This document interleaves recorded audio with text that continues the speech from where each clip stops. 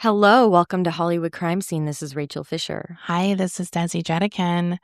We are back for part 2 of Quiz Show Scandals. Once again, my main source is the book Primetime and Misdemeanors, Investigating the 1950s TV Quiz Scandal by Joseph Stone and Tim Yone.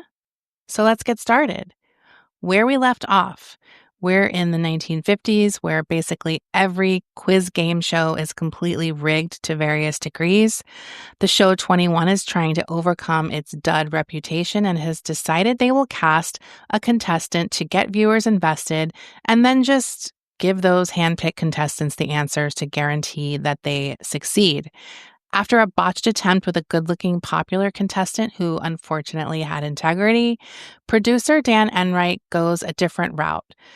What if, instead of a hero, viewers can root for, he picks a villain that audiences can despise and tune in for week after week, just hoping this unlikable know-it-all finally gets his comeuppance. He thinks he's found that contestant in a young married college student and father named Herbert Stemple. They meet up, and at some point, Enright broaches the subject of the fix, and Stemple will later testify to Congress that he very, very bluntly sat back and said with a smile, "How would you like to win $25,000? And he later explained, "I had been a poor boy all my life, and I was sort of overjoyed." And as many in financial dire straits would do, he agrees to the rigging. Ultimately, it really is kind of a victimless crime. Totally. So you can't really, it's not like Jen Shah or something where there actually are victims they're scamming. He's not stealing from any of these viewers. He's essentially getting paid to be like an actor on this game Right. show. I mean, the only kind of victims are the other contestants who don't have a chance in hell. Yeah. But they probably still get something just for appearing. It's just not the kind of crime where it's like, yeah, I'm not mad about it. I'm not mad about it. It's the production is paying for it. Right. So Herb is set to appear just one day after this initial meeting. So Enright immediately goes over all the questions for that show. They practice answering them, and he's impressed with the way Stemple will even kind of give his thoughts on a question, sort of talking his way to the answer that he already knows. They do that on The Millionaire, on Who Wants to Be a Millionaire. Like, well, I know it's not Richard Nixon because he wasn't like they'll like talk through each one. Yes. So that makes it appear like he's really thinking it through. After they nail all the questions, Enright wants to figure out the look he's going for with Stemple. Now, he really wants him to be this unappealing schlub, and Herbert at this point has no idea that he's being cast as this unlikable whatever nerd. So obviously he suggests, "Oh, I'll wear my nicest suit. Like, here's my nice suit." And he's dismayed when Enright goes into his closet and picks out an old, outdated suit that his father-in-law gave him to give to a charity shop. Not only is it unstylish, but it doesn't fit him properly. But Enright's like, "This is perfect." And Herbert is just like, "What? Like, this looks like shit." He finishes it off with a cheap watch he sees lying around, and he instructs Herb to get an ugly marine-type white wall haircut. So that's like when your hair is really shaved on the sides. Bad haircut. It's really bad. So his first night, he shows up wearing the suit with the shirt that has a frayed collar. He's instructed more on his performance. He's told, like, stutter before asking for a high point question, bite your lip, pat your brow like you're sweating all the time. They also want him to always call the master of ceremonies Mr. Barry, and they tell him they want him to have a Uriah Heep humility. Uriah Heep is a character from Charles Dickens' novel David Copperfield, and he's kind of become this catch-all for somebody who is manipulative, has a false humility, and is a sycophant. So it's like a bad type of, it's an insult if someone calls you that, just FYI. He wins all 3 games, collecting $9,000 in winnings that first night. Over the next few weeks, Enright would sit down with Semple and go over all the questions and answers before each show, including giving him where he should have deliberate mistakes. The two also discuss stage directions, including gestures to use, when to pause, when exactly to say things. In the dressing room before each session, they go through a run-through to make sure Semple knew the script like back and forth for the whole evening, like just like had it down. His string of successes bring him close to $50,000. This is just after weeks of playing the game. This is a lot more than 25,000. Yeah, by this this is point. double what he initially promised him. And not only is he winning this money, he's a celebrity and everyone knows who he is. So he's just like, enjoying the joys of celebrity. Is he like the Arthur Chu?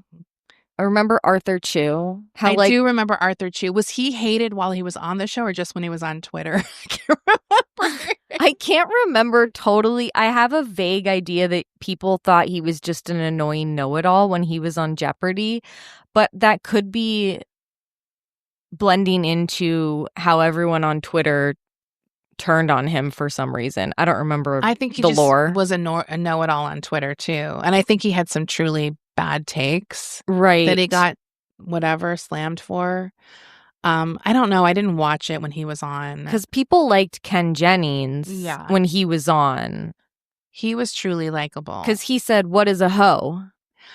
Well, because he's funny. You remember that? Yeah. You know what I was thinking about recently, just to go a little off topic? Remember when Jeopardy totally bungled replacing Alex Trebek with that guy? Which guy? It was like some guy named Mike. Oh, yeah. Do you remember? Wait. Because everyone was like, Ken Jennings is the obvious choice. And then they put that guy who was like just the producer. Everyone was so mad. Everyone was furious. It was like a huge scandal. And then he had a scandal because he had said some like off-putting things on a podcast or something. Right. I don't know if it was like, I can't remember what it was. Dude, but it was Desi, like, this feels like 100 years ago. I know. I just thought of it recently. I was like, holy shit, that was a whole thing. It was. And we were all so happy when he got fired. Even though I knew I wasn't going to continue to watch Jeopardy with a new host. I know, but Ken Jennings was just the obvious choice. And then that's who they eventually go to. It was like all for nothing. It's just so stupid. Yeah. Anyway, so Semple is a celebrity. Even though he's put up as a villain, I mean, he's treated like a celebrity. One of the publicity agents for the show said that he would walk down the street or walk into a restaurant and people would offer him free steaks. He was like asked for his autograph, and he definitely was not the same person after getting this little hint of celebrity. He was talking to the press, and it's like a lot to deal with when you're just this little short, squat, unglamorous student at a free college in New York. Like all of a sudden he's a star. So as he prepares for his fifth show, he's going over the questions again with Dan Enright. Enright explains to him that the sponsor, Pharmaceutical Incorporated, have a weekly budget for the show, and unfortunately Stemple's prize money has exceeded that. So Enright tells him that they won't be able to pay him his full prize money, not only from his past winnings, but going forward as well. Now, Semple is pissed, and he questions Enright about why this was never brought up before. And Enright's like, sorry, but the prize money budget per week is $10,000. What? So obviously, like each show, it can have upwards of 3 different games. Yeah. So you can really start piling up money, like beyond $10,000 easily. Well, then you need to adjust the prize money per week. I agree. And Semple brings up the fact that when he came on the show, there was a huge rating boost. So he's like, I don't know, go to them and say, tell the sponsors to up the budget for me because I'm giving you guys such good ratings. And Enright's like, no, they're not going to budge. Ooh. He then pulls out a paper for Semple to sign, which lays out the numbers. If he wins between $40K and $60K, he gets $40K. Between $60 and $80, he'll get $50. Over $80, he'll get $60 max. $60,000. So that's like what they're offering him. Then I'd be like, I quit right now. Well, obviously, he has no choice but to accept these numbers. I mean, it's still a lot of money. But hasn't he already won like $50K? No, because they're not going to give him that. But you said he could win up to 60K. If he gets 80,000. So how much has he won so far? I So think he can get 40K right now. basically, yeah. So it's like 10,000 or maybe a little more or less. So he signs the paper, whatever. Like he's basically guaranteed to win. So it's like easy money. Yeah. And he does go on to win his next appearance, but he's definitely at this point kind of feeling like Enright does not have his back. And he's right, because after this tense discussion that they have, Enright immediately goes to a co-producer named Al Friedman, and he's like, we got to get Stemple off the show. Shit. So he also has some solid reasoning for that decision as well. By November of 1956, this initial ratings boost that they got from Stemple had all but disappeared. And besides, Stemple did know up front that there was an endpoint for his successful run. He just probably didn't realize it would be so soon. So the producers go back to their pile of applications and they start the casting process to find who will be their next big winning star. And they're not having any luck. But then Al Friedman meets a handsome young man at a party. His name is Charles Van Doren. As Jack Gould, a television critic of the New York Times, will later describe him, he's a bona fide egghead with enough sex appeal, yet the right touch of wholesomeness to reassure mothers both in town and on farms. Al was already interested in Charles just based on his look, and then he found out about his famous lineage. His parents were Pulitzer Prize-winning poet, critic, and professor Mark Van Doren and novelist Dorothy Van Doren. So with that info, he had this other sort of thing going on for him. Mamie Van Doren? Not Mamie Van Doren. That would be legitimately He's not related cool. to her? I don't think so. Why wouldn't they bring that up? Right? Yeah. They'd I have mean, to. I don't know that many Van Dorens. It's definitely an unusual name. But that might not even be her real name. But it also could just be like, we're not in Amsterdam. That's true. Honestly, I know it's like a Dutch thing, but if you have a Van or a Von in your last name, I just assume you're like from a wealthy family. If you've got two last names where it's like twofer, that's like, rich. Like a Von something. Like Vanderwoodson. Or Vanderkamp.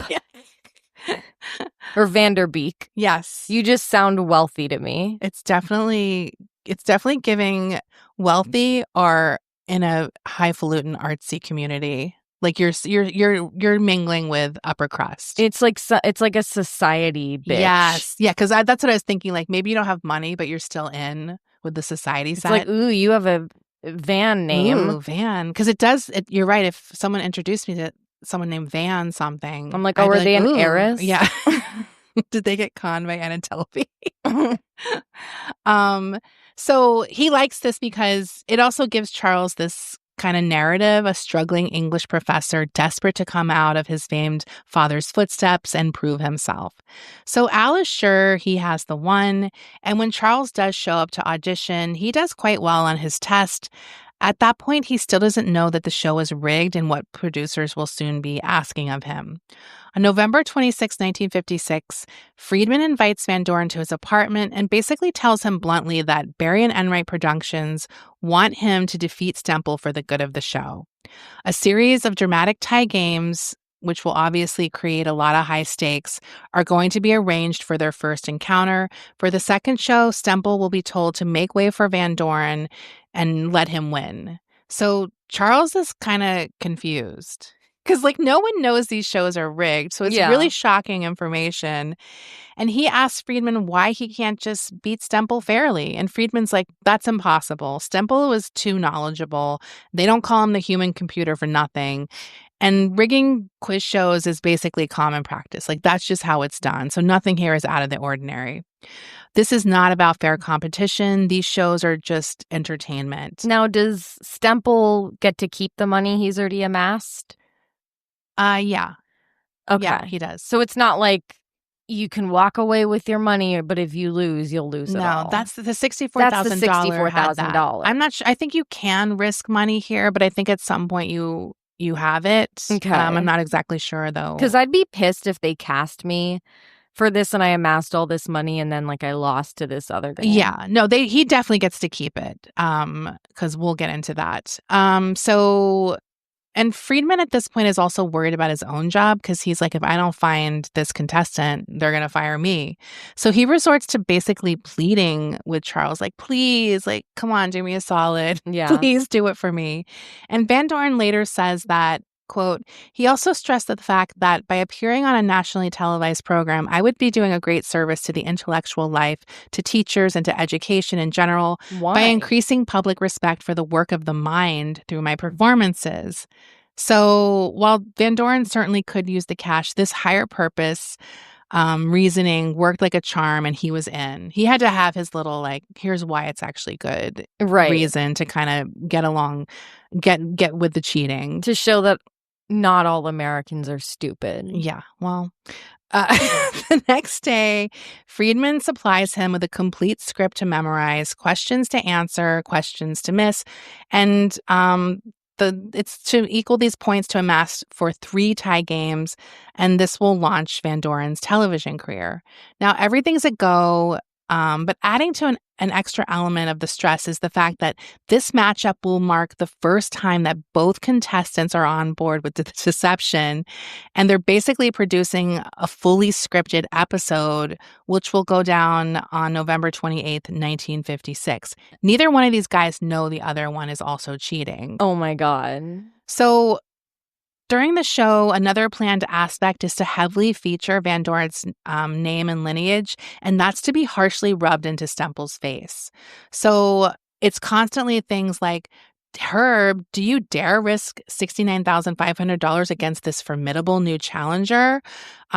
Do you know how cultured this young gentleman is? And just out of curiosity, Mr. Van Doren, are you related to Mark Van Doren at Columbia University, the famous writer? Like, they're always doing this kind of stuff. And he's like, that's your father? Are you related to any more well-known Van Dorens, like Mamie? No, I'm just kidding. And it's like, oh, Dorothy Van Doren, my mom is a novelist, and my uncle, Carl Van Doren, is a biographer of Benjamin Franklin. So... And Herb's just like constantly, this is rubbed in his face. That he's just some schlub. He's some schlub. But at this point, he suspects nothing. And in his mind, this Nepo baby is being built up like that so that he, the common man, can triumph over him and make a good show. Isn't that the story we want? Well, that's the story that would have been happening a few weeks ago. So in his mind, that's what's going to happen this time. They're building Charles up so Herb can beat him and win, but it's just not what's going to happen this time. So they played at 3 consecutive ties.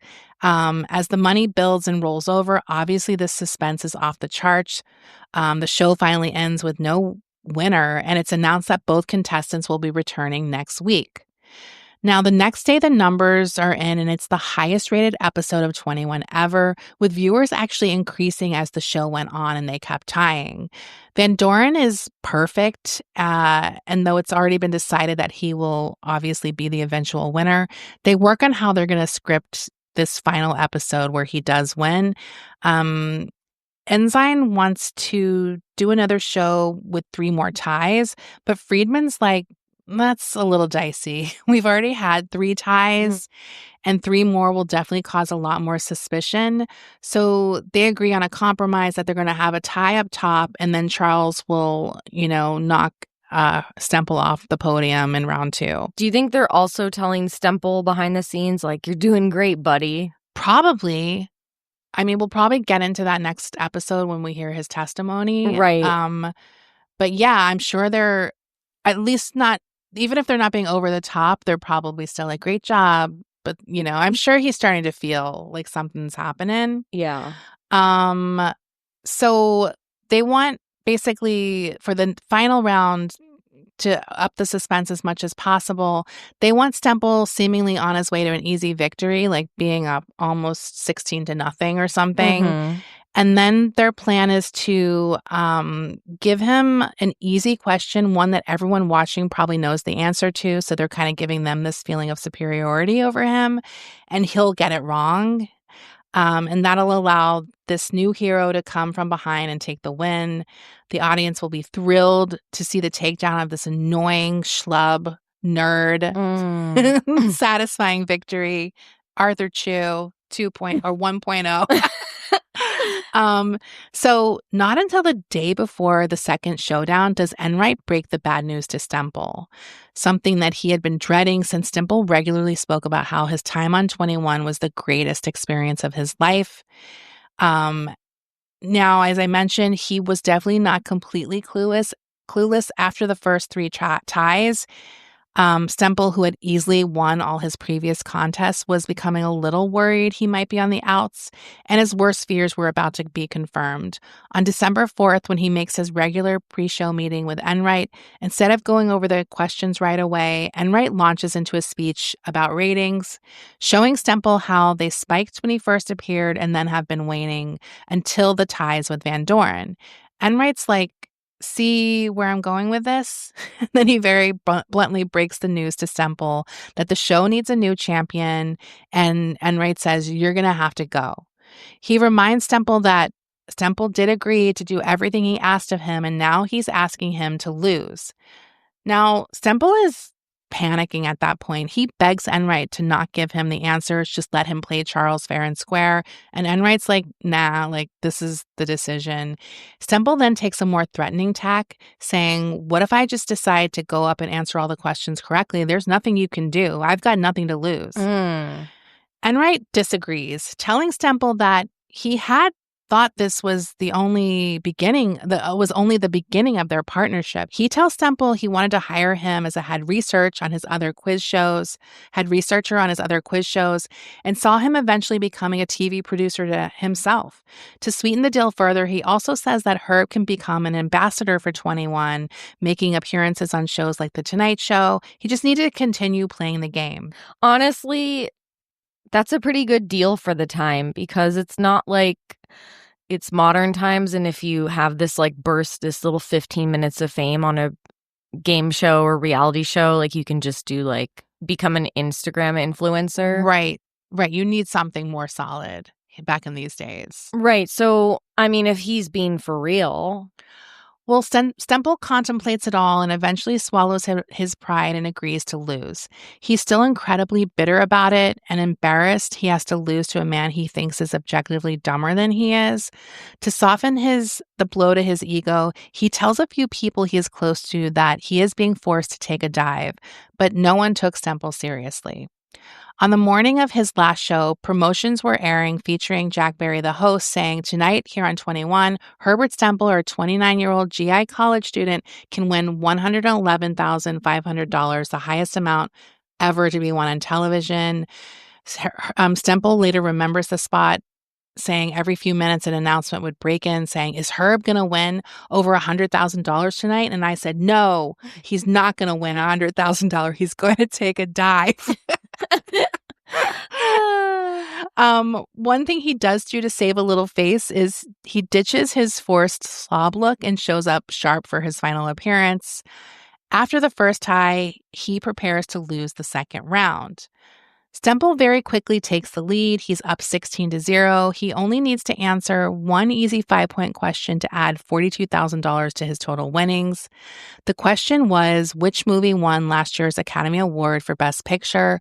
The answer was Marty, which happens to be Stemple's favorite film, the story of another little short, squat guy who was an underdog, much like himself. They did not make that the last question. It is. That is mean. And Enright is instructed to miss it, so this is super humiliating for him.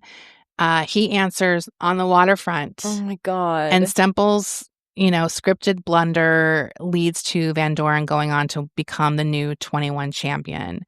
Both men leave their isolation booths to shake hands, and Charles takes in all this thunderous applause from the in-studio audience. And when the show is over and the lights come up, Enright beelines over to Van Doren, thrilled with his performance, and Stemple couldn't feel like more like yesterday's news. Yeah. He's like just over. So we'll take a break here and be back with more. So he's feeling like a huge loser. He's just wandering around backstage. No one's talking to him. He's like in his dressing room, and he overhears someone say, Now we have a clean-cut intellectual as champion instead of a freak with a sponge memory. No. Yeah. Now, I do want to point out here, there is definitely some maybe unintentional, or I don't know how intentional, anti-Semitism going on here a bit. Really? Well, because Stemple definitely has that more New York kind of like... They're like, this guy with, what do they like to say? New York values. Yeah, New York values. And Charles Van Doren is like your classic clean-cut blonde. Yeah. Do you know what I'm saying? They definitely play into that a bit.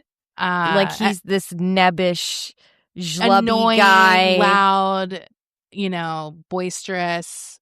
Right. Do you know what I'm saying? Like that kind of stereotype. Mm-hmm. And then having this guy who's just charming and soft-spoken. And a Van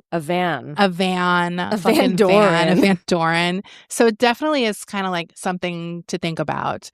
They're playing these archetypes. Definitely. I think they get into it more in the quiz show, the movie directed by Robert Redford. I haven't seen it in a while. Is that like a point they bring up where it's like this? I feel like it is. I just can't remember exactly where I saw that angle. And I think it was in that movie. Because you have like John Turturro versus Ray Fiennes. Right. Which is very similar. By the way, I want to issue a correction. Oh. I was thinking of Joseph Fiennes last week.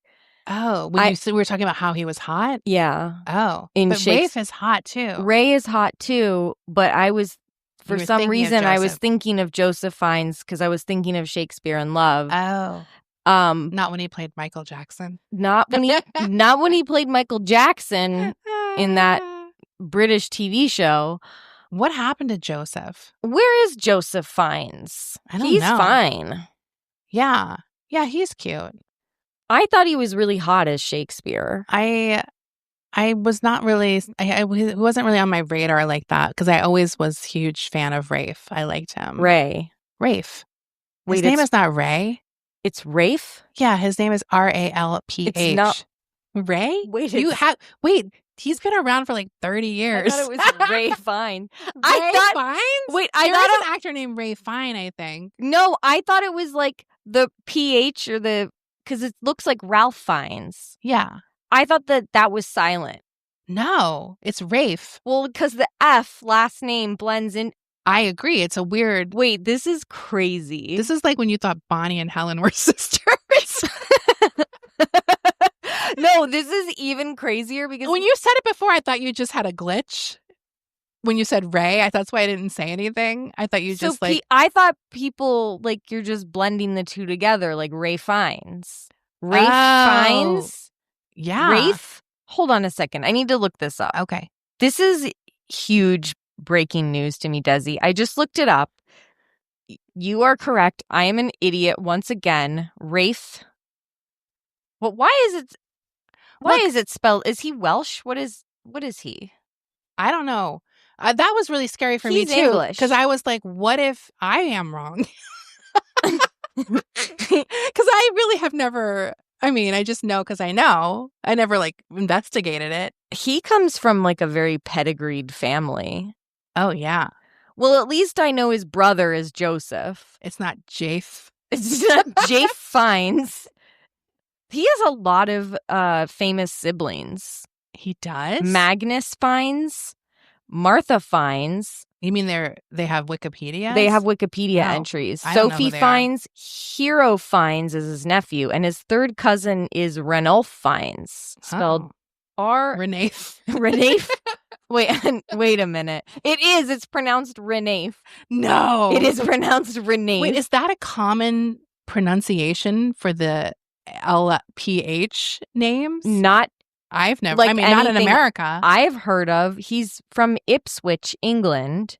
He is the great-great-grandson of Frederick Benjamin Twilston Wycombe Fiennes. See, that's a rich name. Twilston, he was the Archdeacon of Hereford from 1863 to 1887. Damn, this is fucking British as hell. This is so British. You're a deacon? He succeeded a cousin to the title of Baron Say and Sell. Damn. So he's like a very pedigreed family. But they could be like poor I don't know. royalty. Do you know what I'm talking? You know those people who have all the titles, but they don't have money. Okay, but they're still richer than Yeah, the average person. probably. Well, he's an actor now too, so he's got that He's money. rich. This is crazy. I'm never Wow. gonna get over Mind this. blown. I do think that's a better pronunciation than Ralph. Hey, my grandpa's name is Ralph. But Ralph is not as cool as Rafe, don't you think? Why is it spelled like that? Why is it spelled like that? I don't know. All right, let's continue. So anyway, Stemple, he like continues to fume about this loss. It doesn't help that Van Doren is very popular, very fast, and he never got that kind of adulation during his reign as champion. Like he was never put on that pedestal. Because he got his salsa from New York City. Exactly. Now, he is heartbroken, and friends are like, he was inconsolable after this loss. New York City. New York, he got dumped. We all know that was the subtext of those Pace commercials. We all know. Get a rope. Put it on a bagel. Why did they say get a rope at the end of that? They say that at the end of that commercial. I don't know. So he's like, I got dumped. He's feeling like a dumped lover. Much like America's Next Top Model, they gave him a shitty haircut and sent him on his way. Absolutely. Oh my God. So, and now he's like, not only did he get dumped, he's just in obscurity now. He doesn't get any of those perks. He doesn't get the free steaks. Well, what about the producer job? Was he like, we'll get to that. So, he had to lose to his mental inferior on television. And he's like this guy, Van Doren. He has a fancy name, Ivy League education. He won't stop talking about this guy. He was completely broken by this loss and like constantly in tears. And as Van Doren gets more and more popular, he has to go start seeing a psychiatrist because he's in New York. Wait, Desi. Wait, Stemple has to see. Yeah, he has to go into therapy. Okay, my first thought is he's 29 years old and a Jewish man, and this is his first time in therapy at 29. Well, it's the 50s. I've been seeing a shrink since I was 7 years old, Desi. Maybe it is the time. I think this is where it starts getting really popular, like therapy, psychiatry. So November 28th, 1956, between November 28th, 1956 and March 11th of the following year, Charles Van Doren becomes the most popular, most lauded, and most talked about person on television. He gets 20,000 letters to him, like written to him per week. He gives press interviews to like up to 500 reporters. He appears as a guest on other television shows. He had to hire a secretary whom he later marries. I hate this guy. He has like a talent agency to deal with all his book, lecture, and movie contracts. He's the pride of the nation's teachers. They find him very likable. The teachers and school children see him as a friend whose weekly visits the whole family eagerly anticipates. A critic from the Times wrote that a nation breathed each breath with Charles and went out and bought another vial of Geritol, here with a new kind of TV idol of all things, an egghead, with whom a grateful parent regards as TV's own health-restoring antidote to Elvis Presley. So imagine losing to this guy, and you have to read all this shit nonstop. And this guy is obsessed. He reads everything about Charles. Herbert. Yeah, he doesn't. He's not listening to his psychiatrist. No. I bet he's telling him, don't do this. And his wife is like, Herb. She really is. She's like, please stop. Stop reading. Stop watching. He even makes the cover of Time magazine in February of 1957. Oh, my God. They call him the Wizard of Quiz. Saying he clamped down in a vice of earphones, the eyes roll heavenward and squeeze shut, his brow sweats and furrows, the teeth gnawed the upper lip as the nation sits enthralled by this fascinating suspense-taught spectacle of a highly trained mind at work. That is a mouthful. So Stemple is like, P.U. I have a question. This is bullshit. Is he hot? No. Charles Van Doren? He's not even hot? I don't think he's hot. He looks like a van. Like he's... He's a blonde guy. He's like a little bit like royal family, where you're kind of Okay. like, he's inbred. Oh my God. Sorry if you're a royal head. So Charles is also making himself sick with stress about all of this unwanted praise as well, though. He does talk about how it made him so uncomfortable years later. And like, he knows he's a fraud. Yeah. And he's getting all this adulation for it. He said, I didn't know what to do or where to turn to. And frankly, I was very afraid. I told Friedman of my fears and misgivings. I asked him several times to release me from the program. However, there was no way to escape until Enright had squeezed every last drop of entertainment out of him, and then he could go. Now, unbeknownst to Charles, everyone didn't love him. He did not know that he still had this one massive hater, Herbert Stemple, who, in addition to reading all this shit, watched 21 every Monday night since losing, hoping to see Van Doren finally lose and suffer the fate that he once did. This is when his wife in the book is literally like, turn it off, Herbert. Yeah. She's sick of it, making him even more bitter about what happened. All of the jobs and publicity opportunities Enright promised him had not happened, which That's is bullshit. Yeah, this is really not great because Stemple had blown all of his winnings on a failed investment in an illegal gambling operation. No. So he had Stemple. nothing. No. So Wait, he's extra sweaty now. Like, he's like losing it. Okay, if I was the wife, what's the wife's name? Miriam? I can't remember. Yeah, her name's Miriam. I'm just saying. The wife's name is Miriam.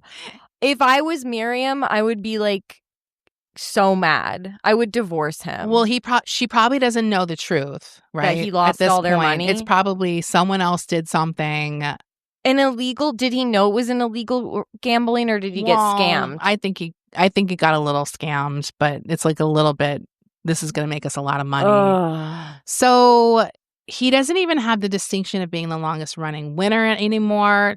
Charles has beat him there as well. And he's the most famous quiz champion ever. And he's a fraud. Stemple knows what the public doesn't know. He's not the genius they all think he is. So he watches in anger, this anger festering inside of him. He watches the TV answering the questions correctly before Charles can, like just to prove that he can do it. He could never answer these without the answers being fed to him, according to Herbert. And he decides he's going to call Enright to make good on his promise, or he'll make it his personal mission to take down 21. I don't blame him. I don't either. So March 7th, 1957, after making several threatening calls to Dan Enright saying he's going to expose 21, they set up an in-person meeting. Enright would obviously love to just ignore Herbert Stemple, but he's becoming more and more unhinged, and he can't risk angering him further. He's at the time in negotiations with NBC to buy not only 21, but other Barry Enright properties, other quiz and game shows for approximately $2 million. So if the rigging gets out, it's all over.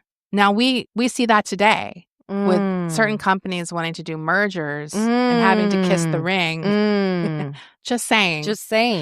So before Stemple enters his office, Dan Enright sets up a tape recorder, hoping to get evidence that Stemple is off his rocker and not a reliable witness. He wants to paint Stemple as a sore loser who lost all his money in a criminal activity and is now threatening Enright, basically blackmailing him to recover what he lost. Enright figures he can just edit out anything that looks bad towards him afterwards. Those are the days where no one could tell you edited things. Yeah. So Enright lets Stemple in and just listens as Herb talks about his money trouble. Enright encourages him to keep talking about his troubles, including the fact that bookies are threatening his life over these gambling debts and bad investments. Enright chimes in with things about Stemple doing other illegal things. He says things like, "You seem unwell. Are you seeing a psychiatrist? I'm concerned." All these things, because he knows he's recording, so he's definitely able to play things up. Enright tells Stemple he's working on a new show called High Low, starting in July. This is where a contestant will compete against a panel of celebrities. And he says, "I would love to have you on this panel. You'll be paid for every appearance." And he wants to help Stemple get out of trouble because, he's just a good guy. He then slides a piece of paper Stemple's way and tells him to write basically the gist is, I was never given answers on 21. Now, Stemple is confused by Enright saying that he feels threatened and worries that Stemple might do something to hurt him. And Stemple is like, no, no, no, I was never going to actually tell anybody. I was just been so angry watching Van Doren win so much money and getting the adulation I never did. But with the promise of a new job, he agrees to write a letter. So Enright feels a little better after the meeting. He now has this tape recording of Stemple acting like a lunatic, talking about financing an illegal gambling operation, which could get him into trouble if the cops find out. And he also has this signed letter now stating that there was no collusion. So Enright, this is great. He's got this off his plate. He has enough problems to deal with. Although the Van Doren era has been a massive success, his star is, like I mentioned earlier, starting to get very anxious and regularly talking about wanting out of the show. All of that, I'm doing it for the teachers and education and intellectual stuff, worked for a while, but it was no longer working because the stress of this was really wearing on him. He begged Enright to write him off the show, and after weeks of pleading, Enright finally agrees and begins writing the script for his loss. So the standoff is set to last 3 weeks and will be against a woman whose husband Charles had defeated in a previous show. His run ended on March 11 when he lost to Vivian Nearing, but unlike Stemple, his loss was just the beginning of his success. After his defeat, he was offered a 3-year contract with NBC worth $150,000. What? Yes. So unlike the job offers to Stemple that were kind of empty promises to keep him in line and weren't really, or his wasn't orchestrated by Ensign. Van Doren had actually, before he did all of this and was a professor, was a news writer and started doing small pieces for a weekend cultural program called Wild Wild World that was hosted by Dave Garroway. Dave Garroway then started hosting the Today Show, and he was the one who offered this special cultural correspondent job to Charles Van Doren. And Van Doren regularly started making guest appearances not only on Today, but other NBC programs. And he would even serve as Today's substitute host when Garroway would take a vacation. So this is a pretty good gig. Now, back at 21, Enright basically just continues his formula that he's been using, but his luck with contestants who willingly go along with the deception starts to crumble. In particular, with a contestant named James Snodgrass. Snodgrass? That's another snobby name. Snodgrass? Yeah. The snod berries taste like snod berries. Snodgrass? Snodgrass. Where's that from? It sounds British. It sounds made up, right? That's not a real name. I like it. He becomes uneasy about the legality of this as well. But much like Stemple, what really gets him peeved is when the producer tells him it's time to lose to a man named Hank Blumgarden. Now, obviously, he's told he'll have this final game. He'll walk away with $3,000 and Hank will get $50,000. And he's like, what? Like, he's pissed about that because he needs money. Like, he's a young, struggling artist. So he makes the decision that when the time comes, he won't take the dive and instead will answer the questions correctly. He realizes that producers will be pissed and he decides to protect himself if they try to pull anything on him or accuse him of lying. So every week, these contestants get this paper with all the questions and answer that they're supposed to memorize. So he takes a carbon paper and transfers all the questions that producers want him to memorize onto this carbon paper. And then he takes the original paper with the questions and puts it in an envelope addressed to himself. The next morning, he sends it to himself via certified mail. So the date is clearly marked on a sealed envelope. And this date is 2 days before the episode is set to air. Dude, I would never even think of this. So this will be undeniable evidence that 21 has rigged these questions if he's confronted. He does this 2 more weeks. And then on May 20th, when he's scheduled to lose, he follows through on his plan and gives the correct answers, which obviously send the producers into a fucking tizzy. No contestant has ever disobeyed them before on air. And on commercial break, they beg him to follow through with the plan, but he doesn't, and the episode ends in a tie. Oh my God. God. Producers solve the problem the next episode by only giving Blumgarden the correct answers the following week. And Snodgrass loses the episode. Enright's problems are far from over, though, because Herb Stempel is still a fly in his ointment. Once Enright's deal with NBC goes through, he really didn't give a shit about his promises to Herb, who was like, "What about my job on High Low?" And Yeah. Enright told him, "Sorry, that's owned by NBC now, and I'm not in charge of casting it anymore. And honestly, they aren't interested in having you on the panel." So he had really been counting on that money and lost it, especially after finding out who was on the panel, John Van Doren, Charles's brother, Ugh. who's not even He's famous. not even famous. Time to ruin 21. He then starts reaching out to newspaper reporters, asking them if they'd be interested in hearing about how 21 was rigged, adding that he had firsthand experience as a former contestant. None of the people he contacts bite. Only one person even responds to him, saying without any physical or hard evidence, no one would be willing to take on the story and face the surefire libel suit that would be coming their way via NBC. But Stempel keeps pushing until in September of 1957, he finally contacts a reporter who is intrigued. He is named Jack O'Brien, and he works for the New York Journal Americana, where he writes a syndicated column focusing on the entertainment industry.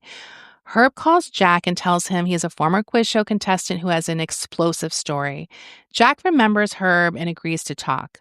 But the second his secretary puts Herb through, he acts like a complete lunatic, immediately ranting about Enright being a crook, Van Doren's a phony. He tells O'Brien that the show is rigged, where both contestants get the answers before the show, and it's scripted in various ways with pre-planned winners and losers.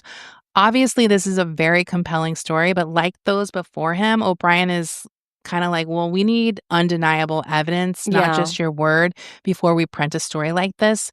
He asks Stempel if he has proof and gets silence. At this point, Stempel just comes off like a bitter loser who has an agenda to take down those who wronged him. He comes off paranoid and unhinged. Mm-hmm. And Stempel changes his tactic. He asks O'Brien a question. Didn't he think it was strange that Snodgrass and Bloomgarden played 12 straight games that ended up in ties? He then explained how statistically impossible this was considering the nature of the game. Both of them are in isolation booths, unaware about what the other person is doing. And if you remember 21, you had to choose a point value question.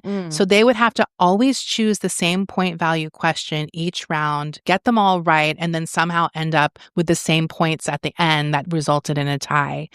This would be like an astronomical odds of happening 12 times. Like, why did they do it like that? I have no, because remember when they did it with Van Doren 3 times, they were like, that's too much. We can't do more. So the 12 times is because they just got greedy or they didn't care. Right, they're sloppy now. They're getting sloppy. Okay.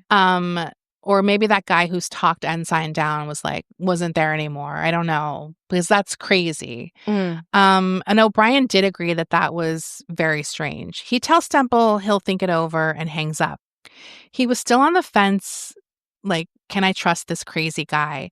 But if it was true what Stempel was saying, he would be breaking the biggest story in the history of television. So he's definitely on board somewhat at this point. And that's where we'll leave off. We'll get into everything, all the fallout that happened. More people come forward and shit hits the fan. Nice. Next episode, everything comes to a head. I guess this really was like the first big TV scandal because it was like the 50s. I mean, how long had TV been around? Like 10 years tops? I think it had been around for a while, but it wasn't in everyone's houses until like the 50s. Yeah. So definitely, this is probably like, I don't know, this is like the golden age of TV, probably, like where everything started happening. Yeah.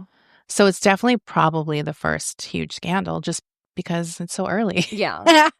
But it also would have been a huge scandal no matter if it happened today. I think this would be a huge scandal. Of course. Because a lot of the things that are in place today are because of what happened here. Right. You don't have this as much. There's a lot of manipulating on reality TV, but I don't think it's prize games anymore. It's just like whatever. So yeah. If it's a competition series, I mean, you do have, sometimes it feels like there's producer rigomoris.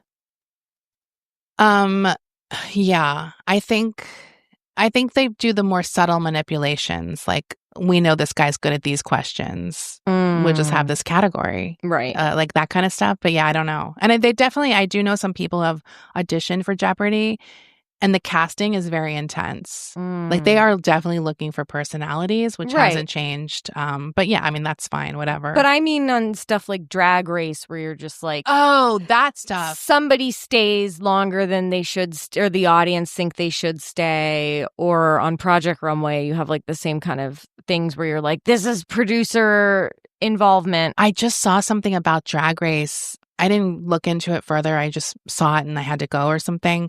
But they were talking about how for a lip sync for your life, that was set for one song. But when a different person ended up being in the bottom two, they wanted to switch it. Wait, was that a Candy Muse? Yes. Yeah, Candy Muse. It was supposed to be like Milkshake, I think. It was supposed to be Milkshake. And then based on who was in the bottom two, they wanted to switch it up and she refused. Right. I remember. That's like a manipulation. Yes. And also, if Melon was one of the queens on RuPaul's Drag Race, he would be Candy Muse, 100%.